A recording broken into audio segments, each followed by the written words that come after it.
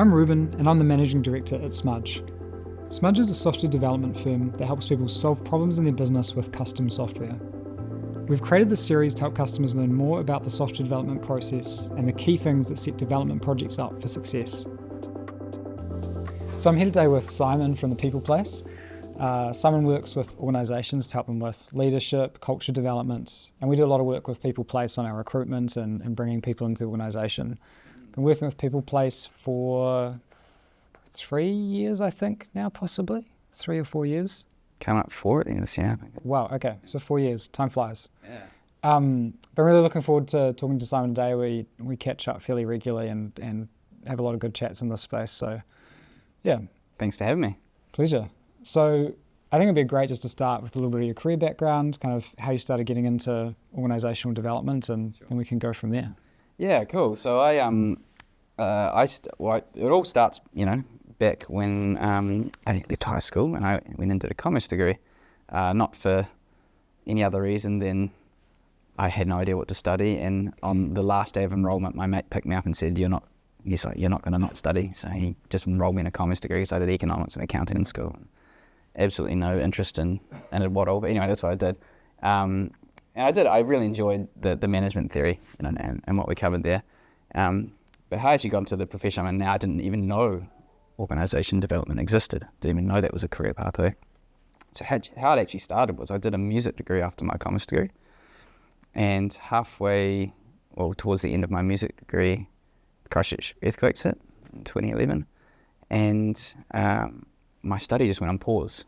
And there were some subjects that I had to wait to do for the following year, so I could only do part-time study. Okay. And what that meant was I had to get a part-time job. I was married at that stage and, needed to bring in some sort of income, and I couldn't get like the loan or whatever from study because I wasn't doing full-time study. Yeah. So that's kind of about how it all ended up working out. And the job I found was actually working for a church, essentially doing learning and development stuff, working with different trusts and different aspects of the church, with leadership and team culture, lots of stuff around that. So that's kind of how it all started. And I learnt off a person, my colleague. She had done her honours in psychology, and she was just an exceptional person when it came to understanding people and people dynamics and conflict resolution and mediation and team culture and understanding that stuff. So I learned a lot from her, lots of different models from her, and I suppose that's where, and I really enjoyed it. I did about 6 years of that, yeah. And it was a really interesting time as well because, after the earthquakes, you probably remember, like, there were a lot of passionate people wanting to help their communities. But what comes with very passionate people, wanting to help their communities is, people with butt heads. And, yes. And so it was actually, I really had to go beyond theory. It wasn't just theory and how this applies to an organisation, but how to contextualise and make that come alive for people so they could actually have real outcomes, and see real change, transformation. So, yeah, that's how it all started. And then after that wound up, and I got a job in the private sector working for the People Place, which is an HR and recruitment consultancy business, and been coming up 5 years there now, and doing essentially the exact same work I did working in my previous job. Yeah. Okay, so you've got over a decade of experience doing people leadership and okay. And do you still do music? Where does that fit into?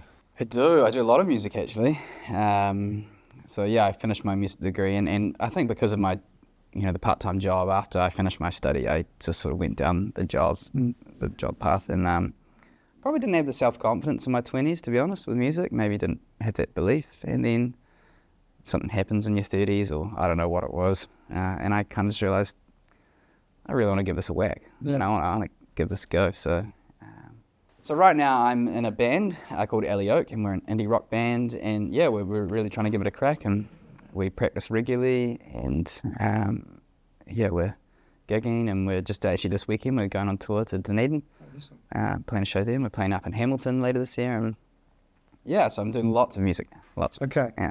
So do you see a link between music and then the work you do day to day with organisations? Yeah. Okay. Great question. Yes, there's definitely a link, and it's not so much in terms of like I don't do music stuff with clients. Sure. Although I have thought about like offering jingles as like a little wee revenue stream for the people place. They're not teaching like, music theory. Go like lunch and learn sessions on music theory. Imagine that. Yeah, new division for the people place. But how it has helped is I'd say performance mindset. So I studied at ATA, and it was to get through jazz school. You really do have to. Well, I certainly had to learn how to master my emotions, master my nerves, and understand a performance mindset. And that's what jazz school. I think that's probably the biggest gift it gave me. Yeah, you get good at the instrument if you work hard enough, but it was probably the mental game that was the biggest gift. And so much of that applies to the business world, right? Whether it's in a sales meeting or you're delivering a workshop, it's all about your performance mindset so you can be as sharp as possible and essentially getting into the zone so you're going to deliver the best possible service.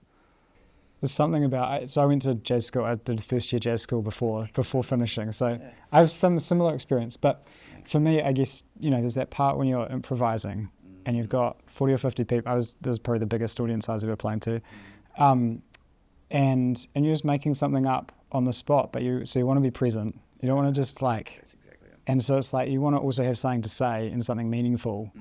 And it's kind of, and is that a little bit about what you're talking about in that kind of space, or? Definitely, yeah. I mean, there's nothing like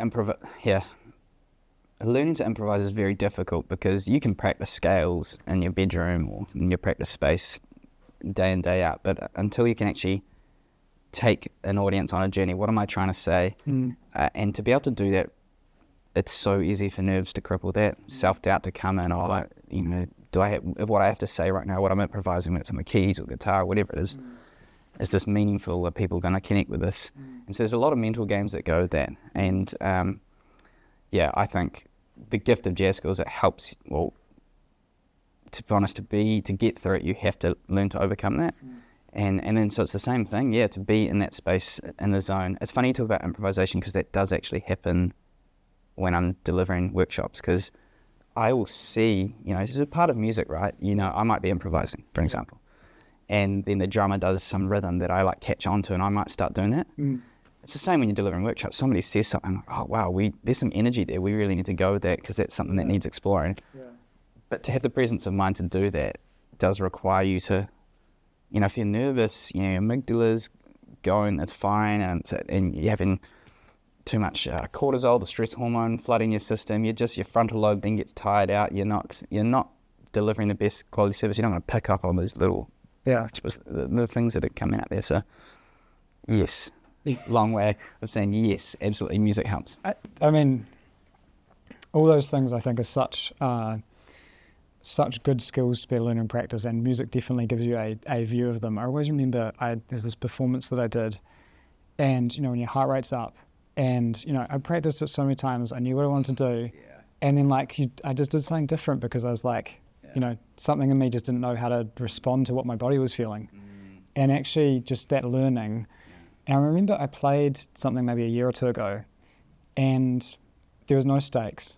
There was no I knew the thing I was playing, and I really just wanted to communicate what the piece was trying to say, and it was so much more enjoyable because you were at that point where you were very regulated, and you're able to just be in the present and experience the moment. That's exactly it. And you're not trying to worry about how many notes am I going to play that aren't quite right, or all that sort of stuff. But you hear it in high performance organisations. It's for an example a sports team like the All Blacks.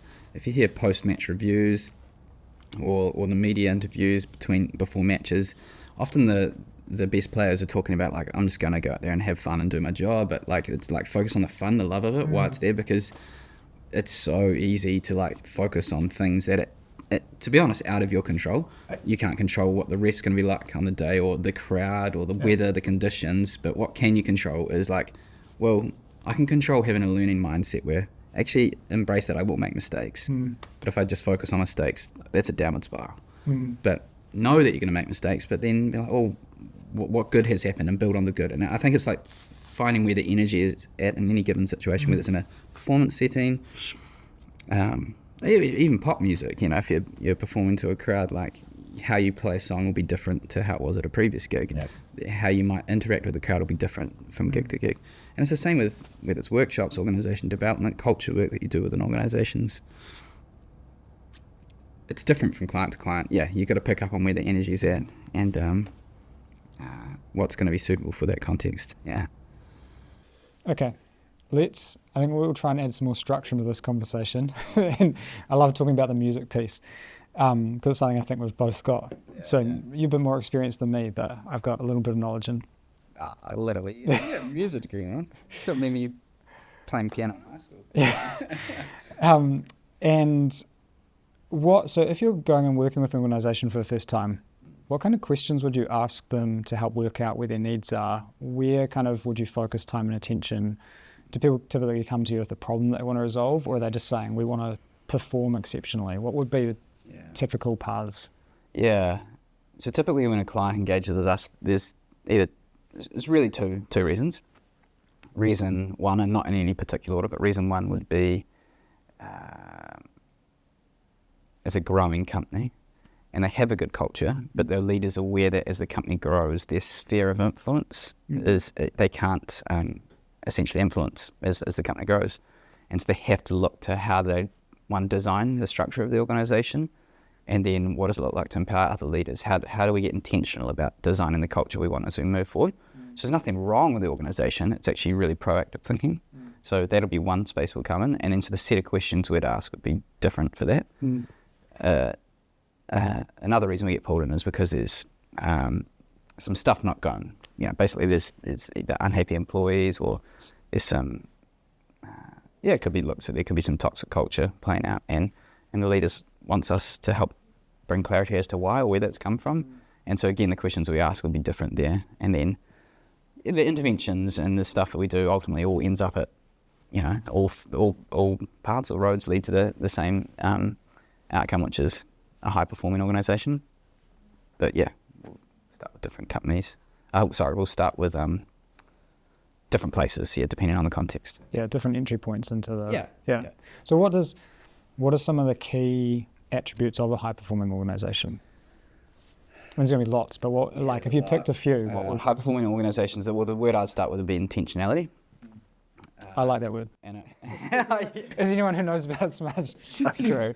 So true. That is like your brand, eh? About intentions.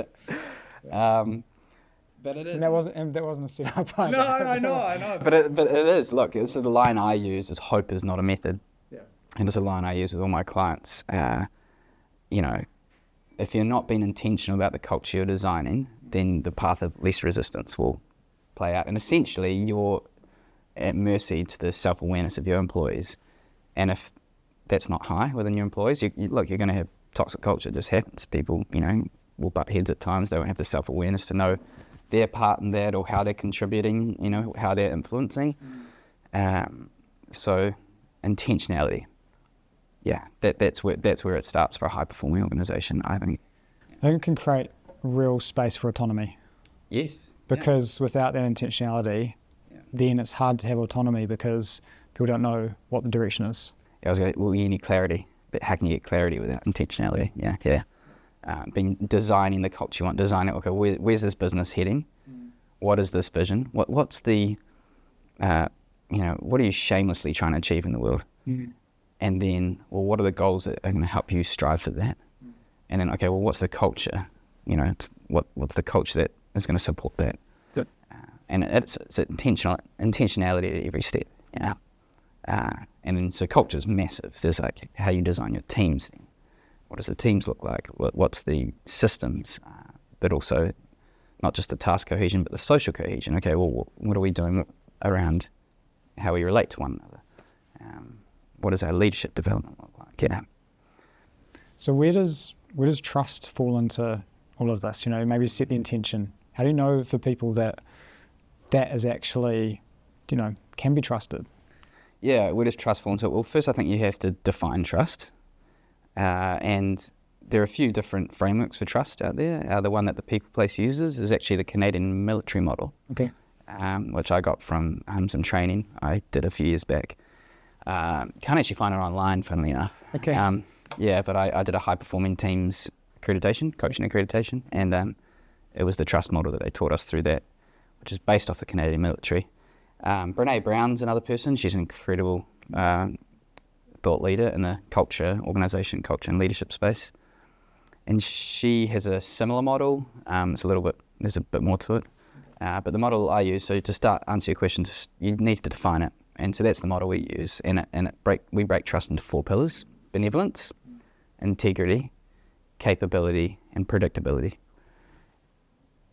And what that does is that helps move from trust being some airy-fairy thing to, okay, there are fundamental things we actually need to do to build trust with people.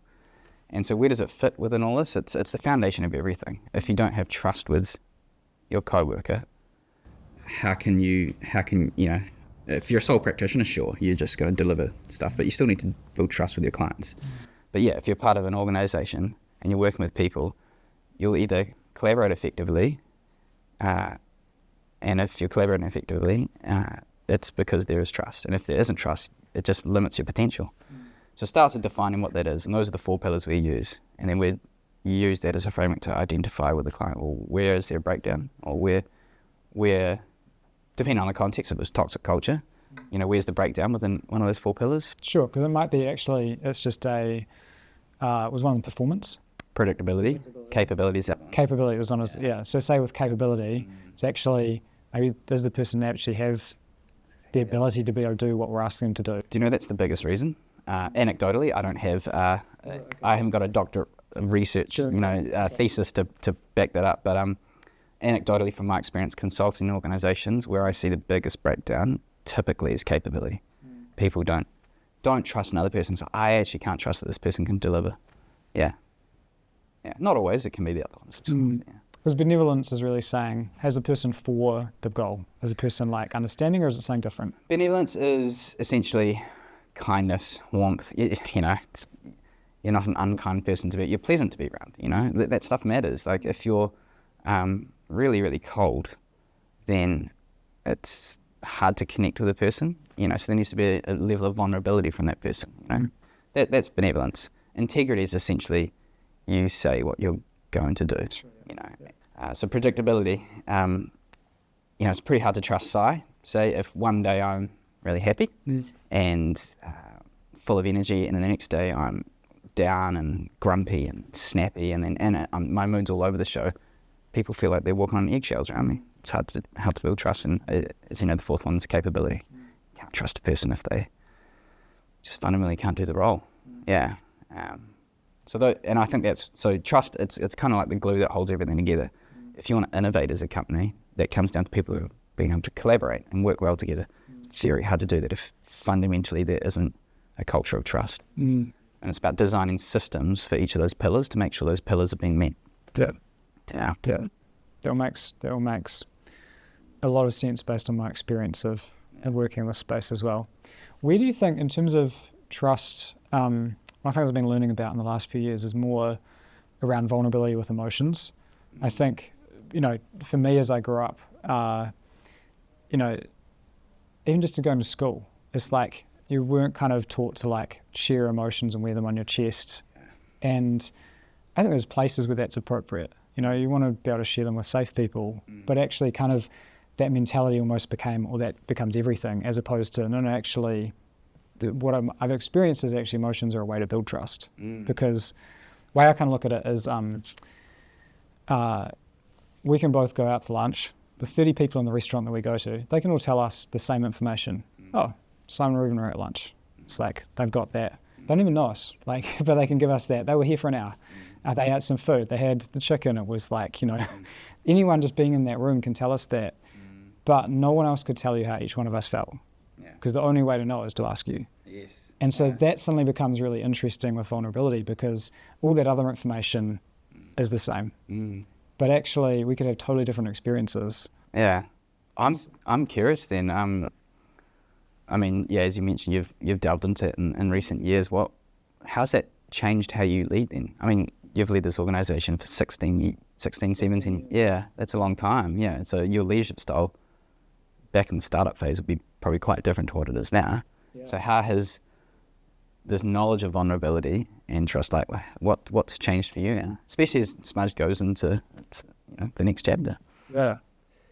I would say probably just some fundamental things around, one, holding space for other people's feelings and actually wanting to and being interested in them. Yeah.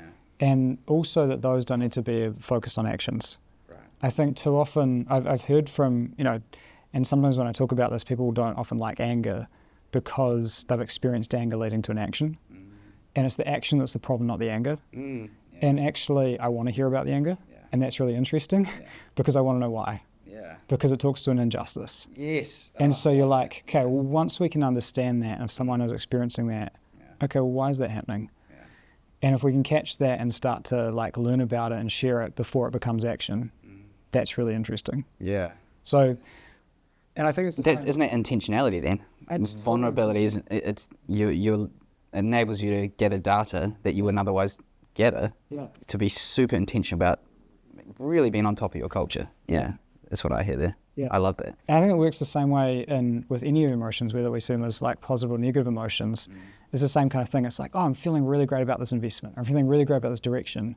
Okay, that's great, but why? Rather than just, oh, we're going to take an action because you're feeling good about it. Yeah. And so I think you can actually use that framework, whatever the emotions are, and they become interesting. I like what you say there because emotions aren't actually good or bad. They're just emotions. Yeah. It's the degree of pleasantness and energy. I love that framework for emotions. Like emotions can be highly pleasant, like serenity and calm. They can be low in pleasantness, like anger. Anger's not a pleasant emotion. Yeah. That neither is good or bad, but you have to, and with that knowledge, then it enables you just to meet a person where they're at. Yeah. You then, as that person feels heard, but then you learn so much about what is actually going on for your organisation. And I think if leaders took more time to do that, because I think the world we grew up in, that wasn't something I learned.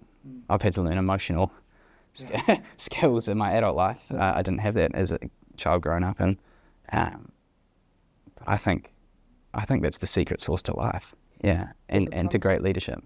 It becomes, I think, so much, it can open up a conversation rather than close it down. Yeah. Particularly, the thing I was saying about just being in a situation and we can have totally different emotional experiences about it. And actually there's room for both. You could be having a very different experience than me about something. And actually for me just to be able to hear that and accept that, and that to be very different from what I'm experiencing, and you to be able to hear and accept that, and that's great. Doesn't need to be, oh, hang on, we're not aligned because we don't have the same emotional experience about this thing. And I think too often our relationships can start to get a little bit, or can be driven by, oh, we have a good relationship because we have similar emotional experiences about something. Man, doesn't that perfectly describe the political climate now? Like, it's so hard for people to be friends with a person who has a different political view. Like, we can, and essentially what it comes down to emotion, the emotion you feel about this party or whatever leaning, we're not going to get into politics now, but but I think like what a trajectory I see society going in is we have become so much more tribal. And I know social media can play into that, but and I do think this could be an antidote to that, where it's actually, meeting a person where they're at, you might have a different emotional response to some situation, and that's okay. Well, that's the response you had. That's just what the fact of it. But having friendships based on having the same emotional response, I like what you said. I don't know if that's a recipe for a successful society. No, and I think when you start to learn and know about that a bit more, you can really ask much better questions. Yeah. Because suddenly, as soon as you have a different response and you tell me about it, I can ask why, and it can lead to more questions. Yeah.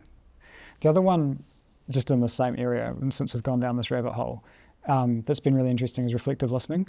Oh, yeah. Do you talk about that much in terms of your development work that you do? I mean, more coaching kind of thing? Or? I think there's layers of leadership development, right? So sometimes we'll work with clients and it'll be the more fundamentals of leadership basics, which listening is a part of that.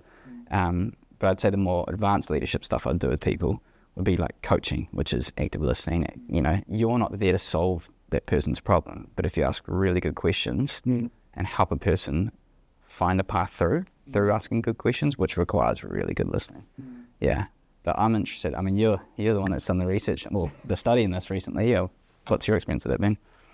I think what I've found, I think when people started talking to me about it at very first, it is so powerful as a tool, but it sounds so counterintuitive to say, oh, I'm just going to repeat back what you've said, or like, but just hearing the words that someone else has said, but in their own language, either does two things. Either it says, oh my goodness, we're so much on the same page and you hear me, or you haven't quite got it and you can update based using your language. Yeah, that makes so sense. Yeah. it is such a powerful tool.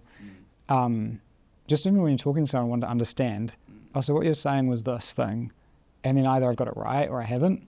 And then I found it both in technical situations, you know, sometimes in the past, I might have been afraid to even just say something because I didn't fully understand it, but actually just using the language that someone else has used, making sure I'm understanding it, and they go, oh no, you haven't quite got that bit right, and then it leads to a deeper conversation. And so I've found it just a very practical tool. Yeah. I mean, it's the skill that enables you to encourage another person to be vulnerable, right? And that comes back to what we were talking about before, like how can you design a culture without really truly understanding your people and what's going to help them be and work at their best, and the vulnerability is a part of getting the data that you need so you can make targeted interventions as an organisation and set up the appropriate systems or whatever that's going to help. And it starts with active listening, doesn't it? Yep. Yeah, I like that. I think if more people did that, we would have probably a happy world. But isn't this the thing? We don't learn these skills going through school, university. Like I just learnt models in university. In school, I don't know what I learned at school, to be honest. I can't remember, but it certainly wasn't those soft skills, and those are skills I've had to learn later in life. But those skills that I find it even funny that we call them soft skills. Yeah. It's not a great framing, is it? Because they're actually still just hard skills that you learn. Yeah. They're not, and we can all learn them. Yeah, absolutely. They're not things that are, I think that why they're often called soft skills is because we haven't had the ability to teach them. And so it becomes, oh, that person's either got it or they don't. Yeah. And it's become a little bit of that. Yeah, I don't like that fixed mindset. But actually, those people didn't have them when they were born. Yeah. They picked them up somehow, whether it was through the people that they had around them were able to teach them, but they did find them somewhere. And so, yeah, and that's where I think that is interesting.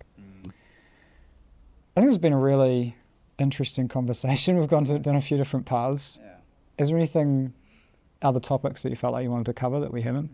Yeah, I think if we're looking at intentionality, and then, so that's intentionality with your vision, the goals that are going to help you strive for that, and the intentionality around designing the culture that's going to support you to achieve those goals.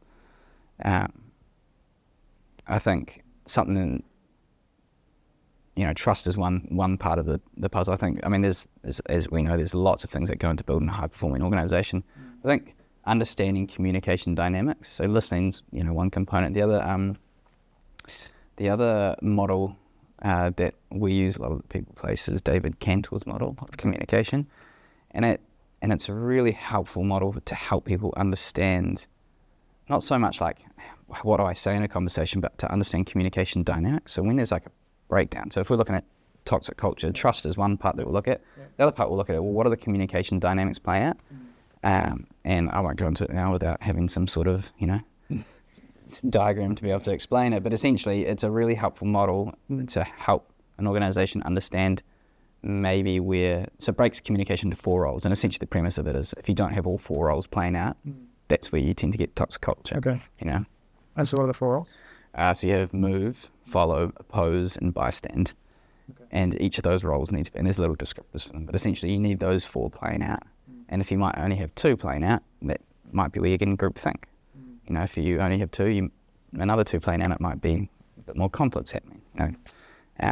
And so that's a really helpful framework for an organisation to understand, again, where are we at, just like those 4 trust pillars, where are we at with our trust, and maybe we're fine with benevolence, maybe we're fine with integrity, but actually we need to do some work around developing the capability of our people. It's the same thing for communication. Okay, we have a lot of movers, we have a lot of followers, but actually we need to really promote people to oppose. So how do we create a culture in this team that is going to allow people to oppose and challenge ideas? And that is, that's been hugely successful with the clients I've worked with. There's many frameworks that help high performance, but those are some foundational ones for sure. Okay. Yeah. So thank you so much for coming in. It's a real pleasure to have you in today and appreciate your time. No worries. Thanks for having me. Thank you for watching. We really hope that you got something out of this conversation. If you have any questions that have arisen, please reach out on our website, smudge.com.